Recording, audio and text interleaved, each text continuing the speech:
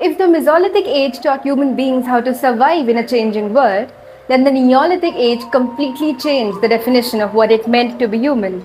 Because this was a moment when people stopped merely adapting to nature, and finally began shaping nature according to their own needs.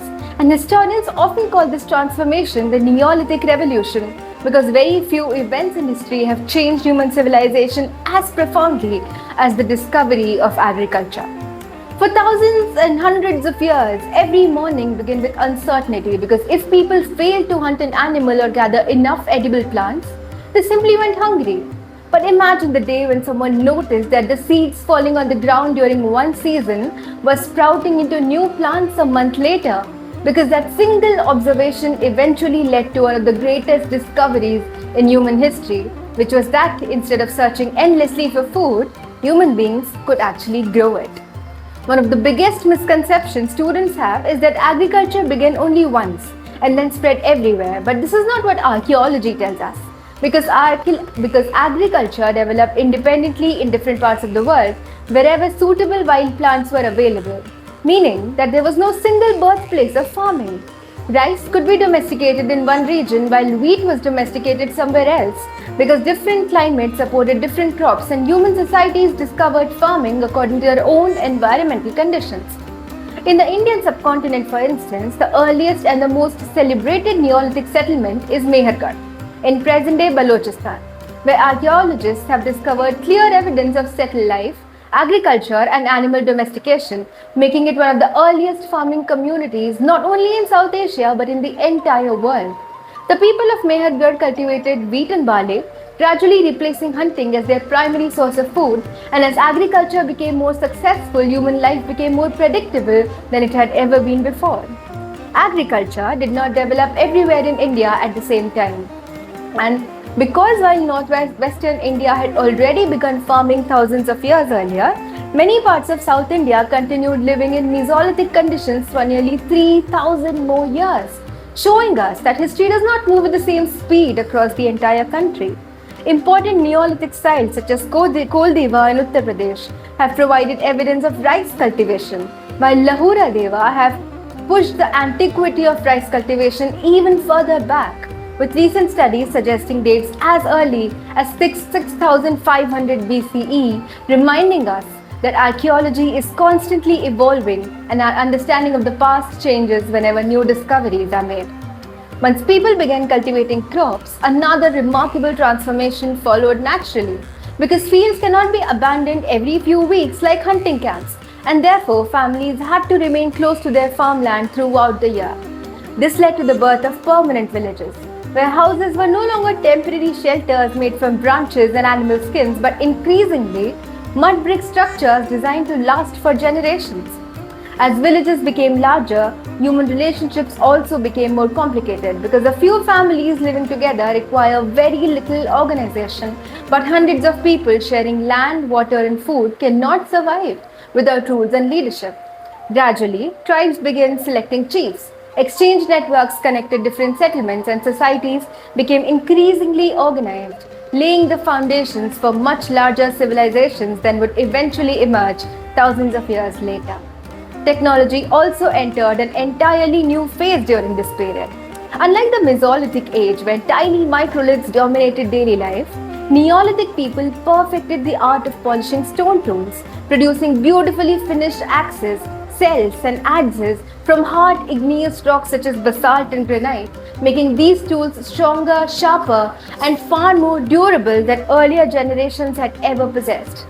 One invention from this period quietly transformed transportation forever.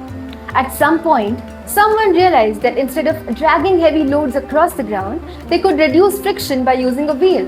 And although the earliest wheels may have first been used for pottery before being adapted for transport, this seemingly simple invention completely altered the movement of goods and people, allowing villages to exchange resources over great distances than ever before.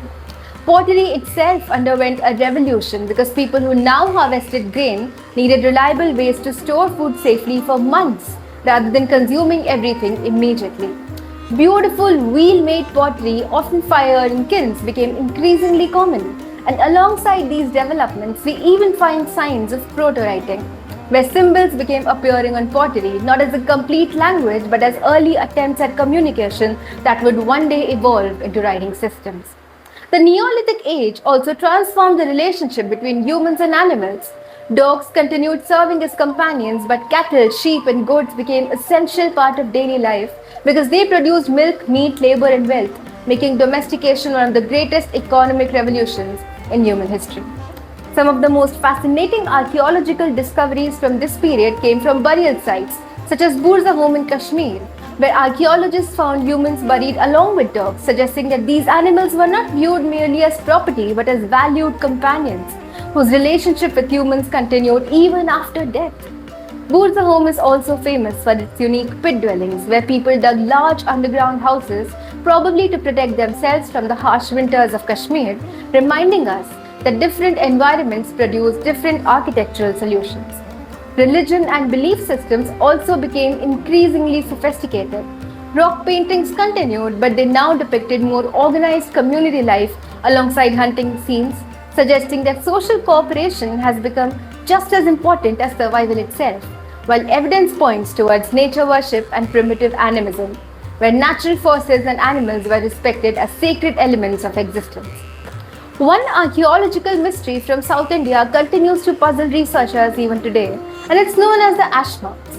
These are enormous mounds made primarily of burnt cattle dung mixed with ash, found at Neolithic sites such as Utnur, Budihal, and Kupgal in Karnataka. For many years, scholars debated whether these were simply places where waste accumulated, but today many believe that they were associated with large community rituals, cattle penning, or a ceremonial activity because these enormous sites suggest deliberate and repeated human action rather than ordinary household waste.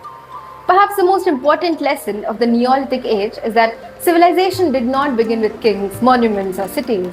Civilization truly began the moment human beings learned to produce food instead of merely collecting it.